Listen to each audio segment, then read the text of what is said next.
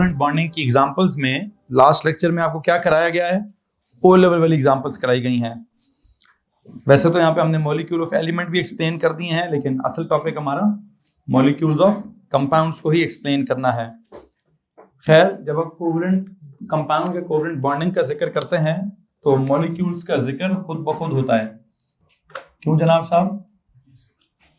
क्योंकि covalent compounds का जो स्मॉलेस्ट यूनिट होता है या सिंपलेस्ट यूनिट आप उसको कह सकते हैं, जिससे मिलकर ढेर सारे उन यूनिट्स से मिलकर ओवरऑल कंपाउंड बनता है, उस स्मॉलेस्ट यूनिट को हम क्या कहते हैं? मॉलिक्यूल कहते हैं। आयनिक कंपाउंड के केस में हमने उस स्मॉलेस्ट यूनिट को फॉर्मूला यूनिट कहा था, मॉलिक्यूल नहीं कहा था। और आयनिक कंपाउंड में एक और मसला भी था कि फॉर्मूला यूनिट्स इंडिपेंडेंटली एग्जिस्ट भी नहीं करते थे।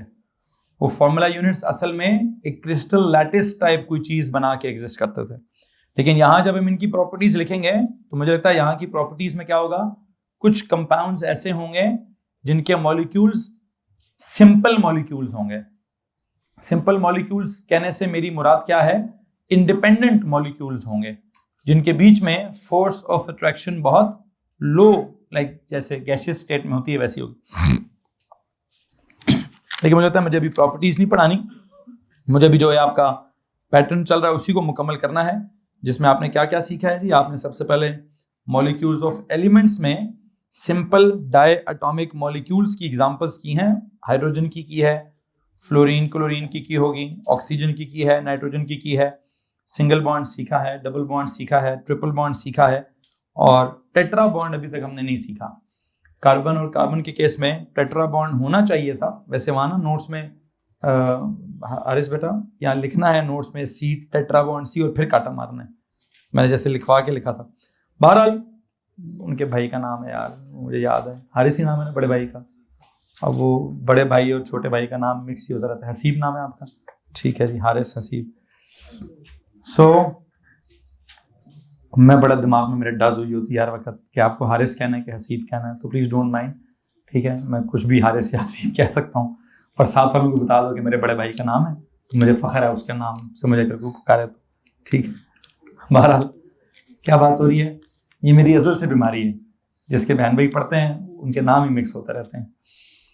खैर, क्या चल रहा था जी, टेट्रा बॉन्ड की मिसाल चल रही है। तो उस बच्चे को था उसके नोट्स अक्सर वो स्कैन होकर आप तक पहुंचते हैं, तो टेट्रा बॉन्ड का जिक्र करके काटा मार देना।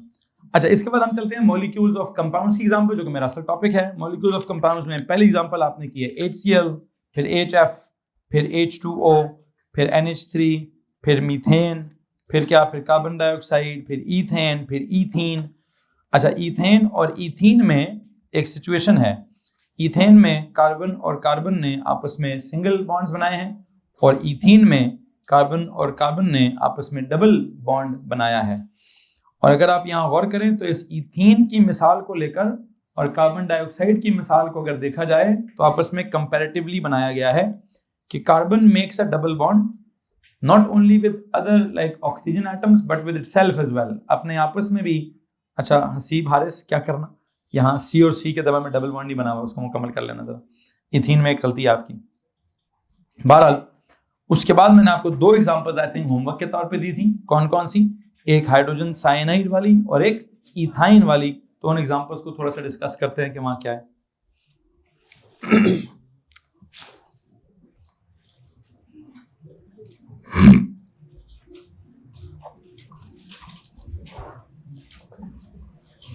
इन दो एग्जांपल्स को देखेंगे जनाब साहब। मैंने लास्ट लेक्चर में आपको हाइड्रोजन साइनाइड का फॉर्मूला पढ़ाया होगा, लाइक HCN, और इथाइन का भी फॉर्मूला दे दिया होगा C2H2। अच्छा, वैसे अगर आप यहाँ पे HCN को देखें तो मुझे लगता है कि आप इसको मुझे समझा सकते हैं कि H है, फिर C है और फिर N है। आई होप यू नो कि हाइड्रोजन की क्या आदत है, उसने कितने बॉन्ड्स, उसने हमेशा एक ही बॉन्ड बनाना है, तो उधर तो सिंगल ही होगा। अच्छा, नाइट्रोजन की क्या आदत है, उसने 3 बॉन्ड्स बनाने हैं, तो उसने यहाँ 3 बॉन्ड्स बना देने हैं। और कार्बन के इस चक्कर में क्या हो जाएंगे, कार्बन के इस चक्कर में 4 बॉन्ड्स हो जाएंगे। तो आप देख लीजिए कार्बन के 4 बॉन्ड्स हो गए। तो पीछे जितनी एग्जांपल्स चल रही है उसमें कार्बन का जो फटा था, उस फटे में हम किस नतीजे पर पहुंचे हैं कि 4 के 4 सिंगल भी बन सकते हैं, एक डबल 2 सिंगल, या दोनों डबल वो हो सकते हैं, या even in this example 1 triple और 1 सिंगल भी हो सकता है, ठीक है। क्या नहीं हो सकता, अभी तक टेट्रा बॉन्ड की कोई सिचुएशन हमारे सामने नहीं आई है। खैर बहरहाल एक ये मिसाल है, इसका अगर आप वो ड्रॉ करते हैं H, C और N, इसको देते हैं डॉट्स का सिंबल, इसको क्रॉसेस का। अब नाइट्रोजन को मस्ट भी डिफरेंट सिंबल देना चाहिए, क्यों? 3 हो गए ना, तो मैं इसको सिंबल क्या देता हूं, ये वाला dot cross dot cross dot cross, ठीक। कार्बन के वैलेंस पूरे हो गए। नाइट्रोजन का क्या सीन है वैसे, क्योंकि वो ग्रुप नंबर 5 का है, तो उसके आउटर मोस्ट में 5 होते हैं, 5 में से 3 बॉन्डिंग में होते हैं, तो एक लोन पेयर भी अवेलेबल होता है। इसमें अगर किसी के पास कोई सवाल है तो आप हाथ खड़ा कर सकते हैं। कुछ है क्या, मतलब क्या है? तो उसको साइनाइड बोल दें, हाइड्रोजन को हाइड्रोजन बोल दें, सीएन को साइनाइड बोल दें। कार्बन और नाइट्रोजन को मिक्स करके साइनाइड, कार्बन और नाइट्रोजन का मिक्सचर साइनाइड है। मिक्सचर नहीं कोई है रेडिकल, में उसकी ज्यादा डिटेल में नहीं जाना चाहता, नाम पूछा है तो मैंने कार्बन और नाइट्रोजन का जो एक मिलकर रेडिकल बनता है, उस रेडिकल का नाम साइनाइड है। आसान लफ्जों में जवाब है आपका, ठीक है। कुछ और पूछना चाहेंगे? चलो जी। सो यहां पर मैंने ये एग्जांपल क्यों दी थी, triple bond of the carbon show करने के लिए। अगर आप इथाइन की बात करेंगे तो यहां पर भी क्या होगा, सर ये 2 कार्बन है और 2 हाइड्रोजन है, तो एक कार्बन के साथ क्या होगा, एक हाइड्रोजन होगा, CH का सीन होगा। अच्छा, अब C और C का क्या सीन होगा फिर, अगर इधर एक H है, इसके साथ भी एक H है, H का तो आपको पता है सिंगल बॉन्ड ही होता है। अब कार्बन के टोटल 4 तो करने ही करने हैं, इसने भी एक बनाया, उसने भी एक, तो टोटल 4 करने के लिए दरम्यान में क्या होना चाहिए, दरम्यान में there should be a triple bond. तो ये मैंने एक कहानी ड्रॉ कर दी है। इसके लिए अगर आप देखते हैं,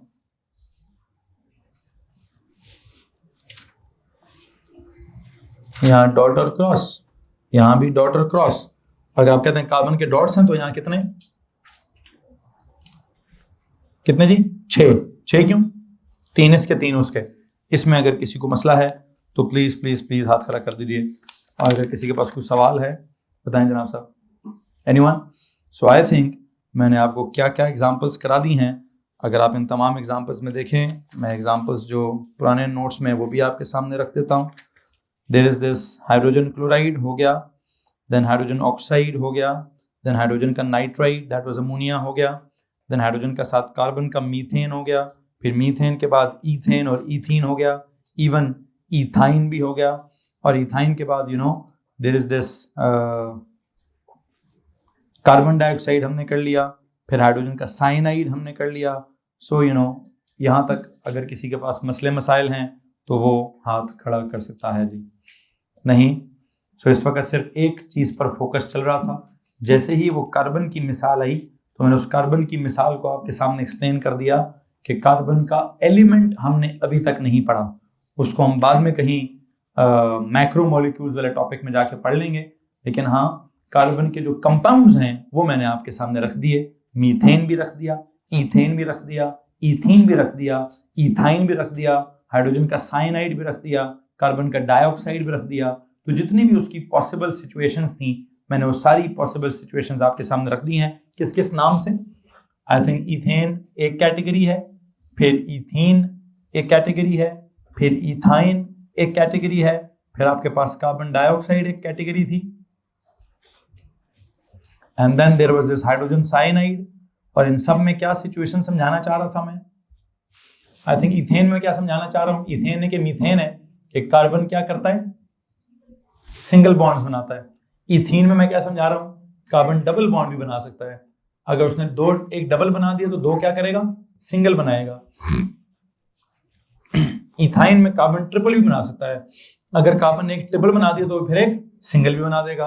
और यही डबल बॉन्ड वाली कहानी सिर्फ कार्बन एंड कार्बन में नहीं हो सकती, ये कार्बन डाइऑक्साइड में ऑक्सीजन के साथ भी हो सकती है। और हाइड्रोजन साइनाइड में ट्रिपल बॉन्ड सिर्फ यहां नहीं हो सकता, वो मैंने आपको हाइड्रोजन और इस सिचुएशन में भी समझा दिया है। तो यहां मैं आपको कार्बन की डिफरेंट सिचुएशंस या बॉन्ड्स की डिफरेंट अरेंजमेंट बताना चाहता था, जिनमें अगर आप गौर करें तो आपको 3 कैटेगरीज मिलेंगी।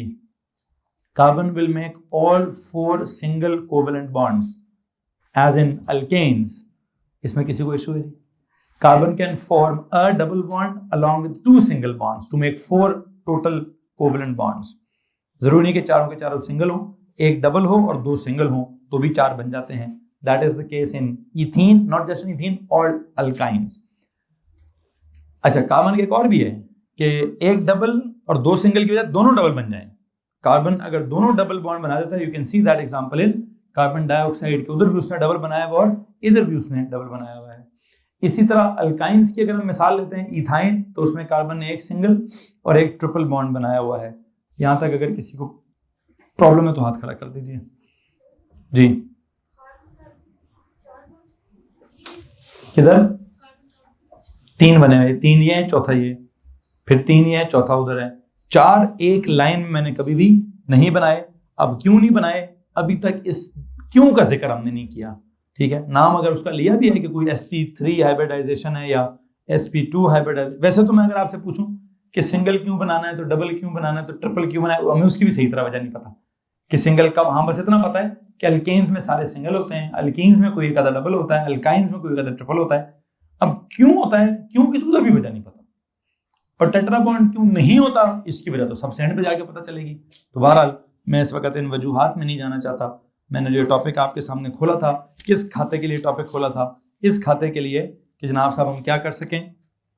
स्पेसिफिकेशंस कहती थी कि जी डिस्क्राइब करें कोवेलेंट बॉन्डिंग्स इन क्या, in the molecules including this this and this. तो उसने कहा था जी हाइड्रोजन ड्रॉ करें, ऑक्सीजन का मॉलिक्यूल करें, नाइट्रोजन का मॉलिक्यूल करें, क्लोरीन का मॉलिक्यूल करें, हाइड्रोजन क्लोराइड करें, फिर वाटर करें, फिर अमोनिया करें, फिर कार्बन डाइऑक्साइड करें, फिर मीथेन करें, इथेन करें, इथीन करें. तो मैंने उसके साथ साथ 2-3 एग्जांपल्स और भी करा दी, हाइड्रोजन साइनाइड भी करें. आप में से अगर कोई सवाल अभी तक है तो हाथ खड़ा कर सकते हैं. चलें, अब ना मैं कुछ एक्स्ट्रा एग्जांपल्स आपको करवाना चाहता हूं, और वो एक्स्ट्रा एग्जांपल्स कौन सी वाली हैं.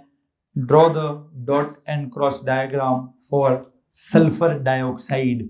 मैं आज अपना एलिमेंट चेंज करके किसी नई कहानी की तरफ जाना चाहता हूं. ये मेरे पिछले लेक्चर की रिवीजन थी.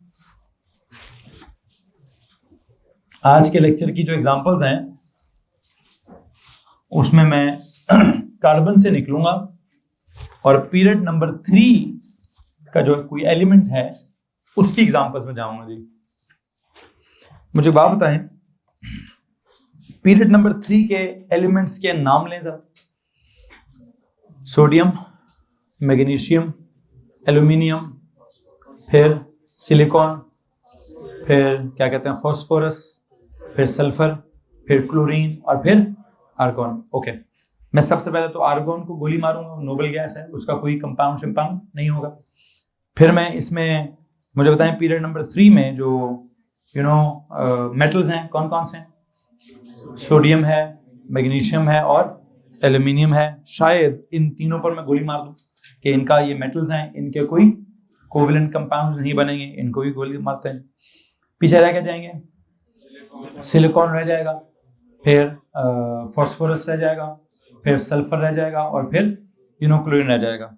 ये जो 4 हमारे पास नॉन मेटल्स हैं, मैं इस वक्त इन नॉन मेटल्स के कुछ कंपाउंड्स का जिक्र करूंगा.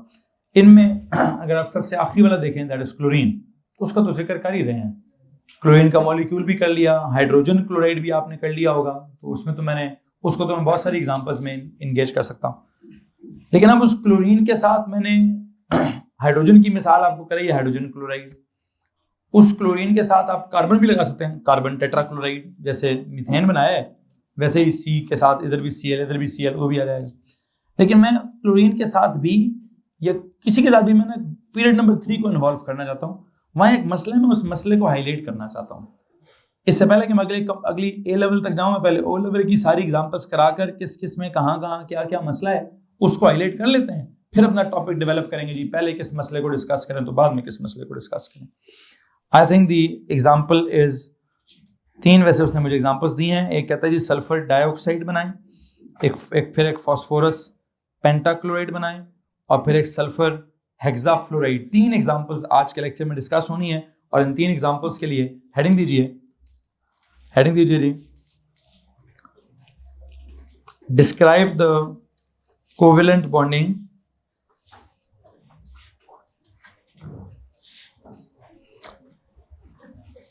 Describe the covalent bonding in the covalent compounds of period number 3 elements.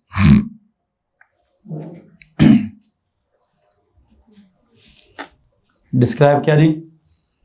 The what? Covalent bonding in the covalent compounds of period number 3. Covalent bonding in the covalent compounds of period number इसका जिक्र कर लो। फिर एक sulphur का, बल्कि PCl5 नहीं, एक PCl3 भी और एक PCl5 भी है।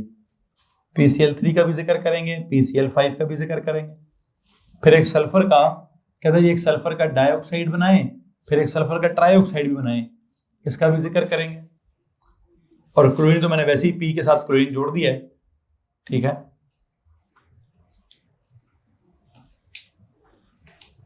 आई थिंक अगर मैंने सल्फर के साथ भी क्लोरीन जोड़ा, बाद में देखेंगे।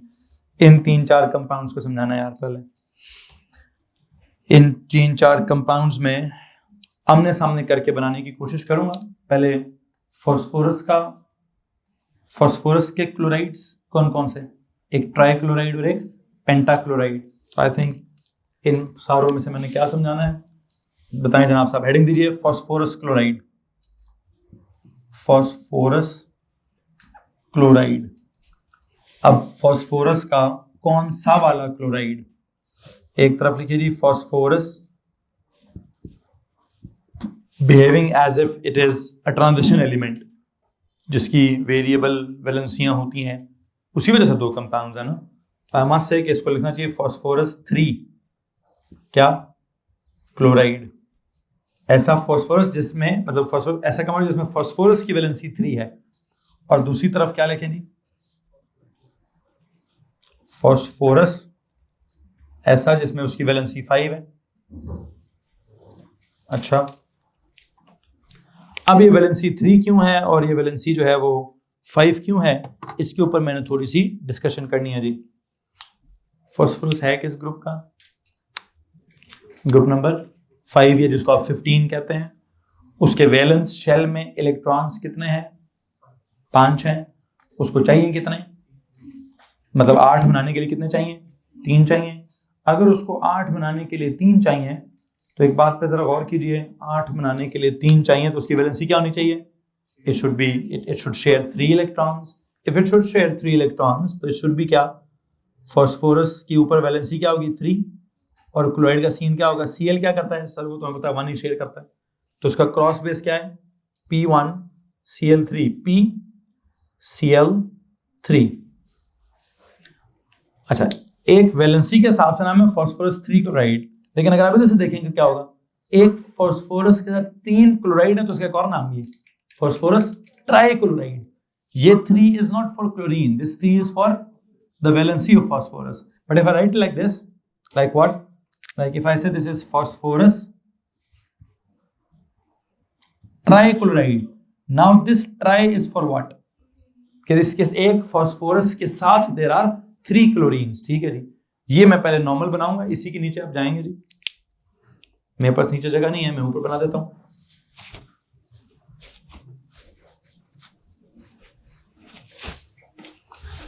Phosphorus trichloride, there is 1 P and there are 3 chlorines. What do you think क्या सीन होगा? पहले डॉट क्रॉस डायग्राम बना देता हूं। कहते जी एक फॉस्फोरस है, 1 2 3, कितने क्लोरीन बना दे जी? 3 क्लोरीन बना दें। क्लोरीन्स ने क्या करना है? एक एक शेयर करना है जी। बाकी इस क्लोरीन के भी 6 हैं, वैलेंस बना रहा हूं सिर्फ, इसके भी 6 हैं,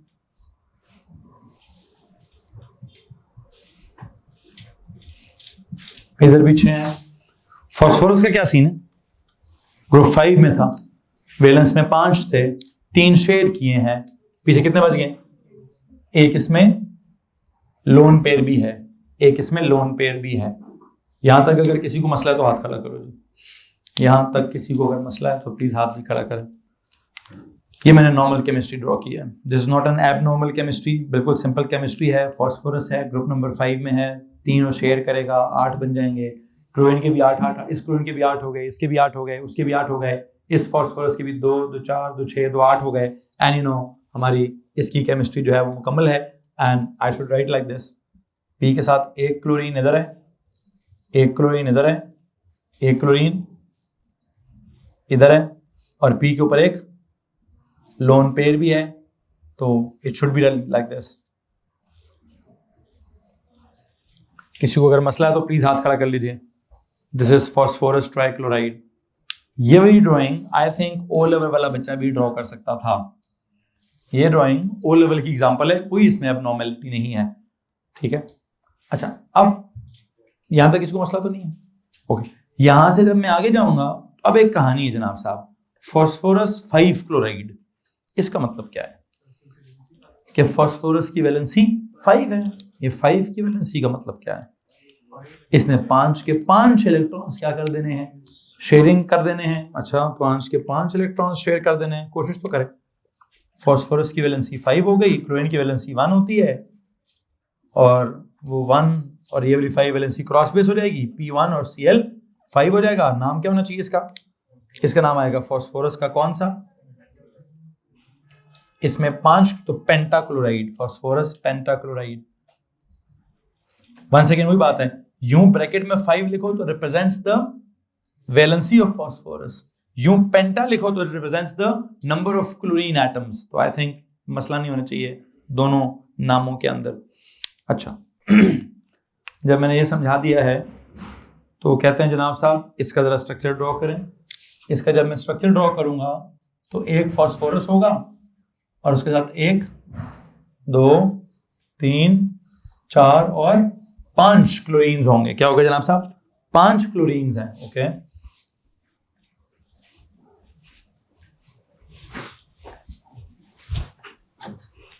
5 क्लोरीन्स बनाएं जी।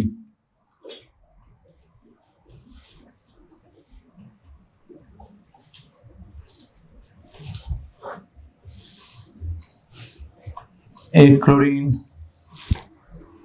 तीसरा क्लोरीन, चौथा क्लोरीन, 5वां क्लोरीन, ओके। अब पता नहीं किसी मजबूरी के तहत मैंने लिख तो दिए कि कहीं सिलेबस वाला कहता है जी क्या करें, understand that elements in period number 3,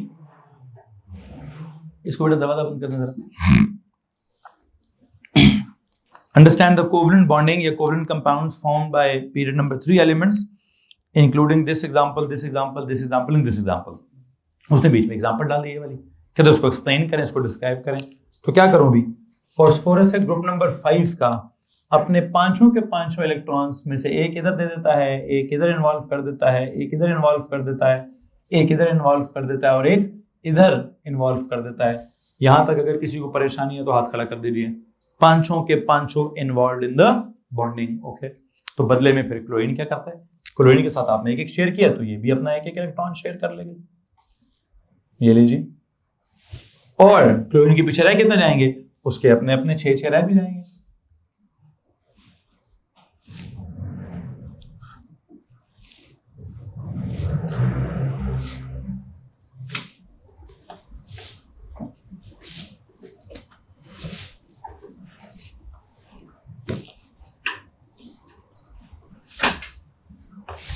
यहां तक अगर कोई मसला है तो please raise your hands. Anyone? अच्छा, इसकी ड्राइंग कैसे बनाऊं फिर? अभी एक पी है, कितने Cl है सर जी? 5 Cl है। 1 Cl, 2 Cl, 3 Cl, 4 Cl, 5 Cl। Hello जी, मैंने फॉस्फोरस के साथ 5 Cl बना दिए हैं और एक मसला हो गया है। बताएं जी उस मसले का नाम क्या है? 10 इलेक्ट्रॉन्स हो गए हैं। क्या हो गया जनाब साहब? 10 इलेक्ट्रॉन्स हो गए हैं। ये 10 इलेक्ट्रॉन्स किस खुशी में हो गए हैं, ये हमारा टॉपिक है जनाब। हमने तो आज से पहले तक या ओ लेवल तक क्या पढ़ा था कि सर जी हो क्या सकता है किसी भी, मतलब जब हम बॉन्डिंग करते थे हम क्या करते थे, हम ना 8 इलेक्ट्रॉन्स की बात करते थे। हमने ऑक्टेट रूल की बात की थी, वैलेंस शेल में 8 इलेक्ट्रॉन्स पूरे करने की बात की थी।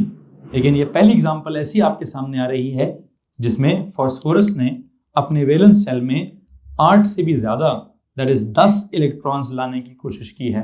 और ये इसके वैलेंस शेल में 10 इलेक्ट्रॉन्स किस खुशी में आ गए हैं। एक तो वजह कौन सी वाली है, वो 8 और 18 वाला फटा है। कौन सा फटा जी, 8 और ओ लेवल की कहानी है कि तीसरे शेल के अंदर 8 इलेक्ट्रॉन्स होंगे। ए लेवल की कहानी थी सर ठीक है 8 ही होंगे, लेकिन कोई 18 का मसला भी होगा। तो 3s2 3p6 3d0 होता है। क्या होता है, 3s2 होता है, 3p6 होता है, 3d0 होता है। और 3d के स्टार्ट होने से पहले in the case of calcium and potassium 4s पहले फिल होना स्टार्ट हो जाता है। तो इसलिए वो 8 और 18 का कोई ना कोई रफड़ है। लेकिन जो भी है वो कहता है जी आपको बस इतनी बात समझानी है कि जो आपके पीरियड नंबर 3 के एलिमेंट्स हैं जरूरी नहीं है कि वो सिर्फ और सिर्फ ऑक्टेट रूल को फॉलो करें। क्या करें जनाब, जरूरी नहीं है कि वो सिर्फ और सिर्फ ऑक्टेट रूल को फॉलो करें या वो अपने उनका वैलेंस शेल ऑक्टेट की तरह बिहेव करें। वो अपने ऑक्टेट को एक्सपैंड कर सकते हैं जिसमें 8 की बजाय मैक्सिमम 18 इलेक्ट्रॉन्स भी आ सकते हैं। और वो क्यों कर सकते हैं वो आप SPD वाली कहानी देखेंगे तो आपको पता चलेगा कि उनके अंदर 3D है। 3D क्या है, वो 0 है, ठीक है, उसमें कोई इलेक्ट्रॉन्स नहीं है। तो अगर किसी ने जोर जबरदस्ती इलेक्ट्रॉन्स लाने की कोशिश की तो हाँ शायद 3D में कहीं ना कहीं आ जाए। कहते इसकी लंबी चौड़ी कहानी ना सुनाओ, बस एक जुमला सुना दो बच्चे को कि period number 3 elements can expand their octet, that's it, containing what more than मतलब it can expand its valence shell, ठीक है, जिसमें 8 से ज्यादा इलेक्ट्रॉन्स भी हो सकते हैं। कहते हैं इसमें तो 10 किए हैं। आगे मैं एक और एग्जांपल दिखाने लगा हूं, सल्फर डाइऑक्साइड वाली या सल्फर ट्राइऑक्साइड वाली, वहां पर शायद 10 से ज्यादा 12 इलेक्ट्रॉन्स हो जाएं। फिर मैं उसके बाद कोई और एग्जांपल देखूंगा, क्या पता वहां 14 हो जाएं। मेरी जितनी भी एग्जांपल्स होंगी उनमें मैक्सिमम क्या हो सकता है, 18 से ज्यादा कभी भी नहीं हो सकेंगे। बहरहाल देखता हूं कितने हो सकते हैं और कितने नहीं हो सकते।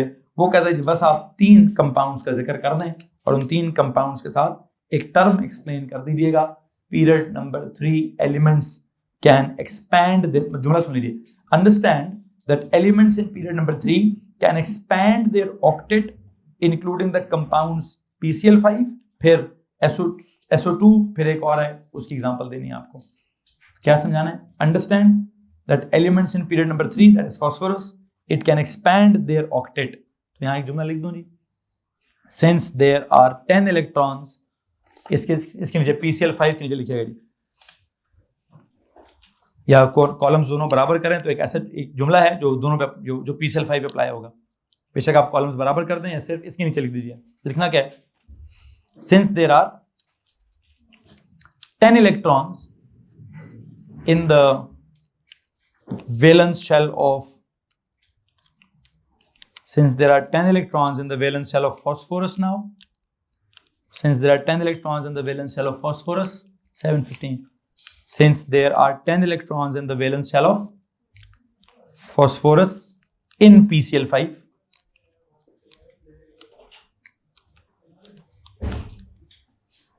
since there are 10 electrons in the valence shell of phosphorus in PCl5, so it must have expanded its octet. So it must have expanded its octet. It must have expanded its octet. That is a special property of period number 3 elements. This is a special property of period number 3 elements only. This is a special property of period number 3 elements only. So, क्या बात हो रही थी, मैं उम्मीद करता हूं कि आपको बात समझ आ रही होगी कि फास्फोरस का जो ट्राइक्लोराइड है वो नॉर्मल केमिस्ट्री पर है कि ग्रुप नंबर 5 का है तो उसको क्या करना चाहिए, 3 शेयर करने चाहिए और क्या बोलते हैं 5 शेयर नहीं करने चाहिए। लेकिन फास्फोरस का एक कंपाउंड हमारे सिलेबस में है जिसका नाम PCl5 है और उसमें फास्फोरस 5 क्लोराइड बोले या फास्फोरस पेंटाक्लोराइड बोले, उसमें क्या कहानी चल रही है, उसमें फास्फोरस के वैलेंस शेल में 10 इलेक्ट्रॉन्स आ जाते हैं और 10 इलेक्ट्रॉन्स को हमने क्या कहा है सर जी, किसी न किसी तरह क्या हुआ है, ऑक्टेट एक्सपैंड हुआ है और ऑक्टेट के एक्सपैंड होने की term is a special property for period number 3 elements and there are some other compounds, वो भी इस एक्सपेंडेड ऑक्टेट का कोई ना कोई हिसाब किताब लगाएंगे। उसके लिए एग्जांपल्स क्या देंगे जी? उसके लिए एग्जांपल दीजिए, सल्फर की एग्जांपल देंगे जनाब। ये मैंने फास्फोरस के क्लोराइड्स की बात की है। आगे चलें जी, हेडिंग दीजिए ऑक्साइड्स ऑफ सल्फर।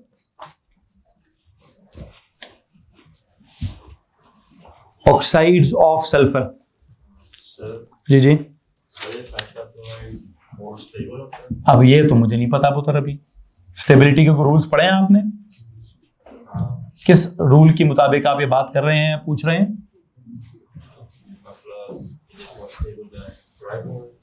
नहीं मतलब कौन सा रूल आपके दिमाग में चला कि सर आपने स्टेबिलिटी के रूल्स पढ़ाए हैं? मैंने कौन से स्टेबिलिटी के रूल्स पढ़ाए हैं जिन बुनियाद पर आप ये कहें कि ज्यादा स्टेबल है? Octet rule. मेरा नहीं ख्याल कि मैंने अभी तक उस स्टेबिलिटी के रूल्स पढ़ाए हैं। अभी तक वो ऑर्डिनरी लेवल का रूल चल रहा है सर जी, बस वैलेंस शेल कंप्लीट हो जाए तो सिस्टम क्या हो जाता है? स्टेबल। उस हिसाब से तो इसका वैलेंस शेल पक्की तरह कंप्लीट है, इसका तो कंप्लीट से भी थोड़ा सा आगे निकल गया है। तो अभी मैं स्टेबिलिटी के ऊपर कोई टॉपिक, कोई बात नहीं करूँगा कौन ज़्यादा स्टेबल है कौन कम स्टेबल है, ये मेरा टॉपिक ही नहीं है। मेरा टॉपिक सिर्फ ये है कि आप कुछ कंपाउंड्स उनकी शक्लें देख लें, बस उनकी शक्लों में एक चीज़ को अप्रिशिएट कर लें कि पीरियड नंबर 3 का नॉन मेटल हुआ तो उसके कंपाउंड्स में क्या होगा? कहीं ना कहीं कोई क्या बोलते हैं, कोई एक्सपैंडेड ऑक्टेट का सीन होगा, और उस एक्सपैंडेड ऑक्टेट में 8 से ज़्यादा इलेक्ट्रॉन्स भी आएंगे। और वो 8 से ज़्यादा क्यों आएंगे, वो कहीं ना कहीं आपके दिमाग में बात आ जानी चाहिए कि थर्ड शेल में एक 3s2 है, एक 3p6 है, एक 3d0 भी तो है। तो खैर जो भी है, मैं उसके ऊपर मजीद कोई बात नहीं करना चाहता। उसने सिर्फ एक लफ्ज़ बोला एक्सपैंडेड ऑक्टेट, बस बात खत्म होगी। मैंने भी एक्सपैंडेड ऑक्टेट समझा दिया है कि जी ऑक्टेट एक्सपैंड हो गया है। क्यों हो गया है? सिर्फ किसका होता है? सिर्फ special property of period number 3 के नॉन मेटल्स की स्पेशल प्रॉपर्टी है। तो आपने समझा that is a special property of period number 3 elements, नहीं non metallic elements. Period number 3 non metallic elements अपना क्या कहते हैं, एक्सपैंडेड ऑक्टेट बनाते हैं। अच्छा जी, अब मैं यहां से थोड़ा सा आगे जाऊंगा। आप एक्सपैंडेड ऑक्टेट के वर्ड के अलावा कुछ सवाल नहीं पूछ सकते बच्चा, पूछिए। हाँ, तो आप कुछ आगे की बात पूछ रहे हैं ना, तो मैं आगे की बात अभी नहीं एक्सप्लेन करूँ। खैर फिर भी पूछ लें, मैं सोचता हूँ कि मुझे अभी डिस्कस करनी है कि नहीं।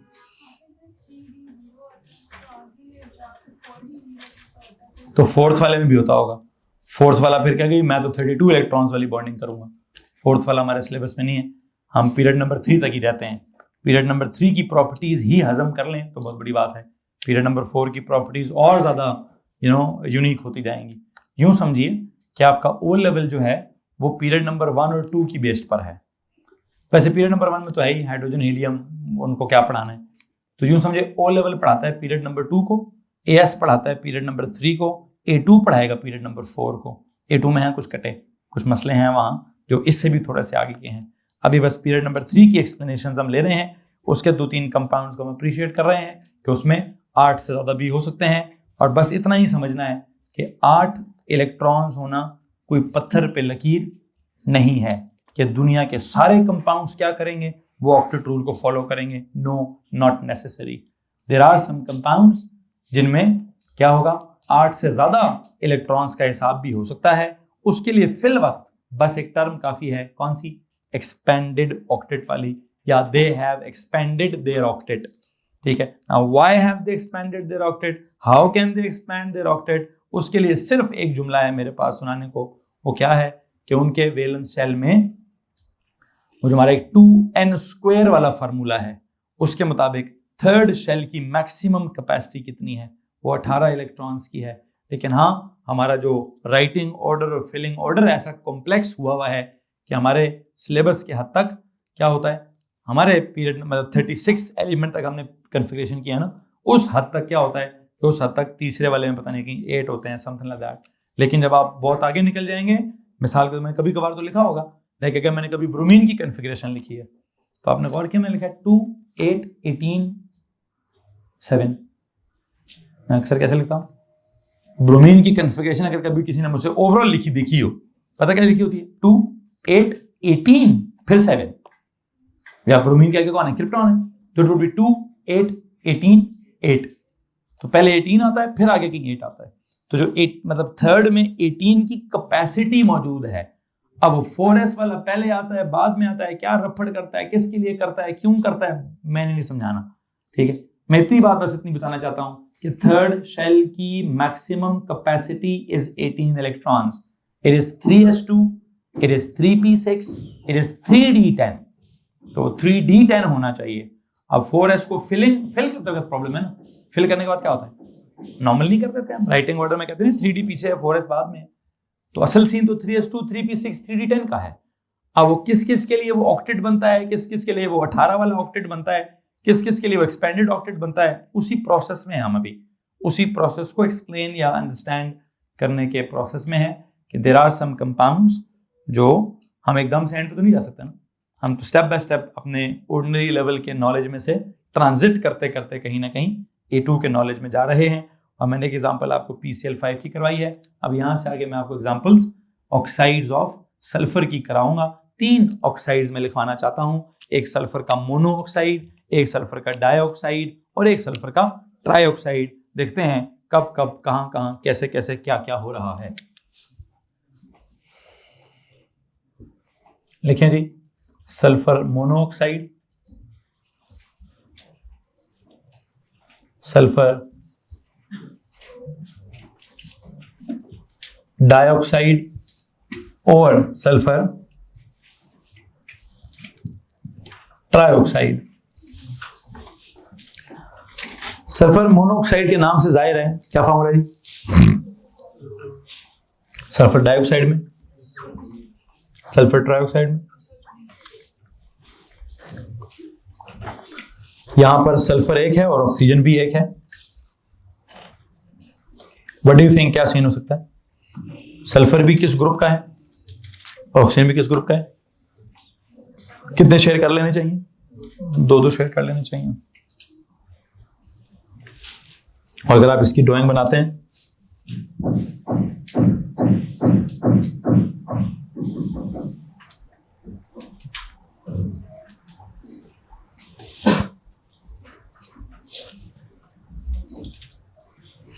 This is that sulphur dioxide, sorry sulphur क्या, मोनोऑक्साइड, जिसमें ऑक्सीजन का ऑक्टेट भी कंप्लीट है, सल्फर का ऑक्टेट भी कंप्लीट है। किसको मसला इस बात से, देखिए ये कंपाउंड तो एग्जिस्ट नहीं करता, ये कंपाउंड तो कभी सुने सल्फर का मोनोऑक्साइड। आपने अगर ओ लेवल में कॉन्टैक्ट प्रोसेस पढ़ा है तो वहां पे आपने पहले सल्फर का डाइऑक्साइड बनाया है, बाद में आपने सल्फर का ट्राइऑक्साइड, आपने सल्फर का मोनोऑक्साइड ही नहीं बनाया। लेकिन हाँ, कार्बन के केस में आपने कार्बन का मोनोऑक्साइड बनाया होगा, फिर एक वो क्या सीन, कार्बन का मोनोऑक्साइड कब बनता है, लिमिटेड ऑक्सीजन की सप्लाई जब होती है, इनकम्प्लीट कंबशन ऑफ कोई भी कार्बन कंटेनिंग कंपाउंड होता है तो सल्फर का क्या बनता है, सॉरी कार्बन का क्या बनता है, मोनोऑक्साइड। जब कंप्लीट कंबशन क्या होता है, अच्छा यहां पर भी मैं ऐसे ही कहूंगा कि जब सल्फर की क्या होगी, सल्फर या सल्फर कंटेनिंग किसी कंपाउंड की इनकम्प्लीट कंबशन या ऑक्सीडेशन हो रही हो तो सल्फर मोनोऑक्साइड बनता है, कंप्लीट कंबशन हो रही हो तो सल्फर डाइऑक्साइड बनता है। कोई कैटलिस्ट की मौजूदगी में कुछ हो रहा हो तो सल्फर का ट्राइऑक्साइड भी बन सकता है।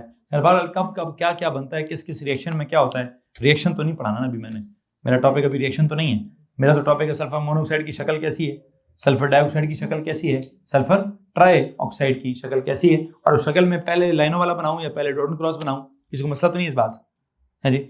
चलें काम कर लें, पहले कंपाउंड वाला बना दिया करें, क्या बोलते हैं सर जी, पहले डॉट एंड क्रॉस तो बना दें, पहले डॉट एंड क्रॉस बना लें।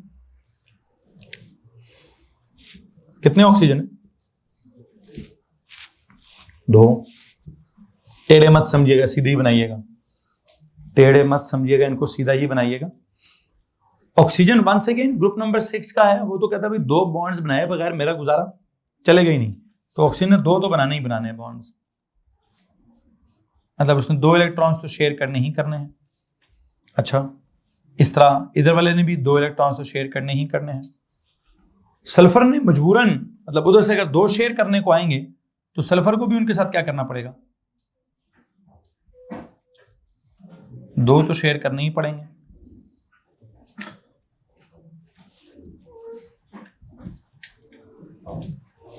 ठीक है, यहां तक कोई मसला है जी। अच्छा अब सल्फर कह रहा है कितने गए, सल्फर था किस ग्रुप में, 6 में, 6 में था तो 4 के तो 2 चले गए, 2 थे 4 चले गए, पीछे कितने रह गए, आई थिंक एक लोन पेयर रह गए जिसके पास। ऑक्सीजन के पीछे कितने रह गए, 4।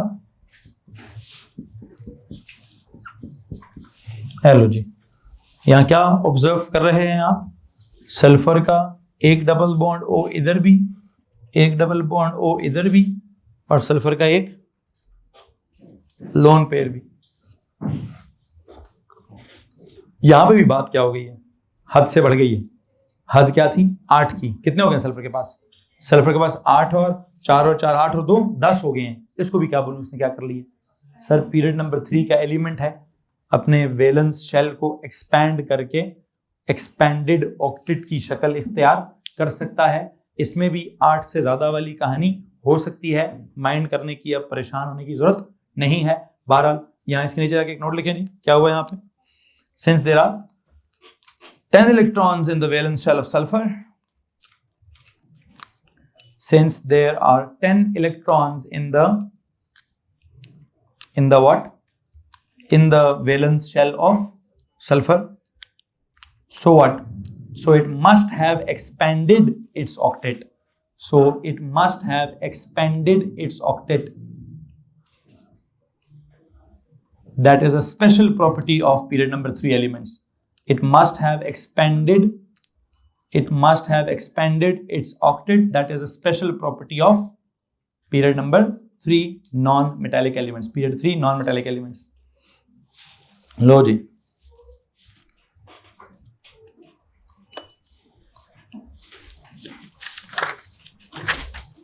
अगर मैं यहां से भी आगे जाने की कोशिश करूं तो जरा सुनिएगा जी, एक और मिसाल है।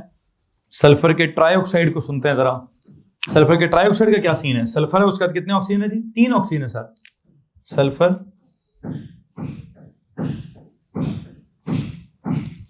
के साथ 3 ऑक्सीजन हैं, और ऑक्सीजन कहता है जी जो मर्जी कर लो भाई, मैं 2 शेयर करने ही करने हैं, तो ऑक्सीजन ने तो 2 इन्वेस्ट करने ही करने हैं।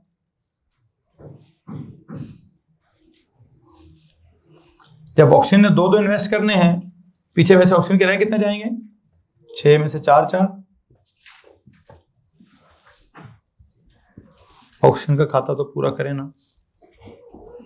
सल्फर क्या करता है, सल्फर को भी मजबूरन जब ऑक्सीजन ने 2 शेयर करना है तो सल्फर ने भी 2 शेयर करना है। सल्फर के पास टोटल थे कितने, 6 में से 2 इधर, 2 इधर, और फिर 2 इधर। अच्छा जी, अब क्या हो गया है, अब सल्फर ने एक तो बताएं क्या कर दे जी, सल्फर का अगर आप वो क्या कहते हैं ल्यूइस फॉर्मूला बनाएंगे लाइनों वाला, कैसा बनेगा, इधर डबल बॉन्ड ओ, इधर डबल बॉन्ड ओ, इधर मतलब इसने सारे के सारे अपने वैलेंस शेल के 6 इलेक्ट्रॉन्स को बॉन्डिंग में इन्वॉल्व करके 6 × 6 12 इलेक्ट्रॉन्स कर दिए हैं। तो इसने अपने आप को और ज्यादा एक्सपैंड कर दिया है। वंस अगेन वही मसला है जनाब साहब यहाँ पे, since there are how many 12 electrons in the valence shell of sulphur now, so what, it must have expanded its octet. That is a special property of whatsoever जो भी आप लिख रहे हैं। क्या लिखेंगे जनाब साहब अभी, since there are कितने 12 electrons, since there are 12 electrons in the what के लिए ही बॉन्डिंग की जाए। जैसे सल्फर मोनोऑक्साइड में सल्फर ने 8 पूरे करने के लिए 2 शेयर कर दिए, लेकिन सल्फर ट्राइऑक्साइड में सल्फर ने क्या किया, उसने एक नया फार्मूला इजाद किया कि जनाब साहब वैलेंस शेल में जितने होते हैं ना, सब के सब शेयरिंग में इन्वॉल्व कर सकते हैं हम। जैसे फास्फोरस ने क्या किया, नॉर्मल केमिस्ट्री कहते 3 शेयर करो यार, 8 बनाने तुमने, कहते जी वो तो नॉर्मल केमिस्ट्री है। एक एब नॉर्मल केमिस्ट्री क्या है, मेरे वैलेंस शेल में 5 है, मैं 5 के 5 शेयर करूंगा। तो मुझे यहां से एक और बात भी पता चलती है कि पीरियड नंबर 3 के एलिमेंट्स क्या कर सकते हैं, अपने वैलेंस शेल में मौजूद जितने भी इलेक्ट्रॉन्स हैं उन सब को क्या कर सकते हैं, उन सब को इन्वॉल्व कर सकते हैं बॉन्डेड के अंदर, बॉन्डिंग के अंदर। तो जैसे आपने ओ लेवल में एक रूल पढ़ा है कि नहीं सर, बॉन्डिंग के अंदर सिर्फ कितने इन्वॉल्व होंगे, जितनी वैलेंसी होगी।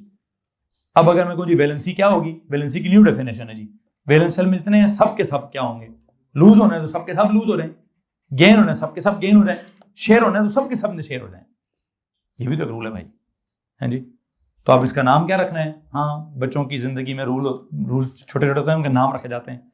जैसे जैसे बंदा बड़ा होता है, जरूरी नहीं कि नाम रखे, इस रूल का ये नाम है तो याद होगा, कॉन्सेप्ट है उसको हम अंडरस्टैंड करेंगे। आई थिंक हम ये तीनों कॉलम्स को बराबर करें। मैं एक दो नोट्स लिखवाना चाहता हूँ यहाँ पे।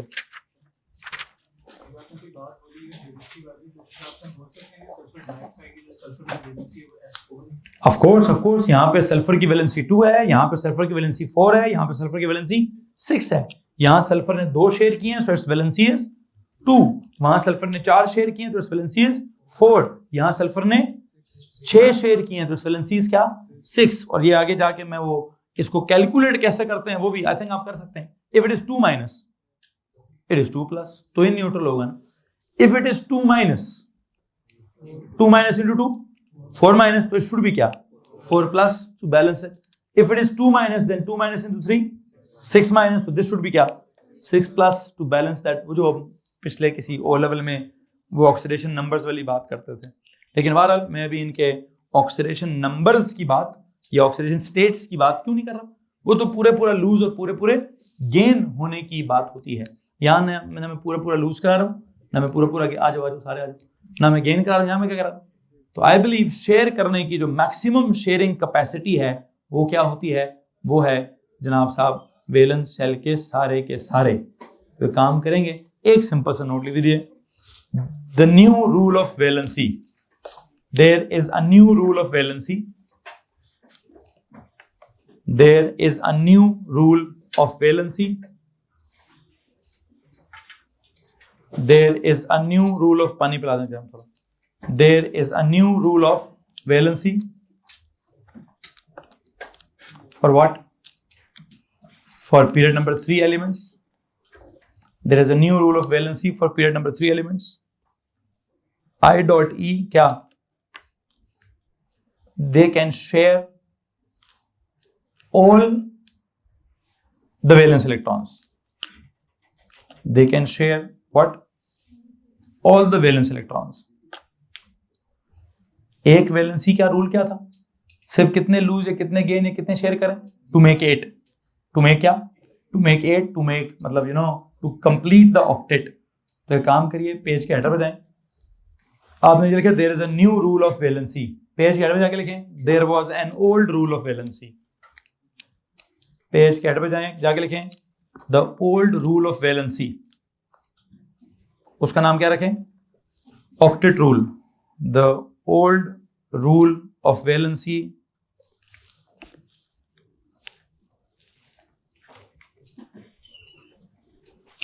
was octet rule, I dot E that is to क्या?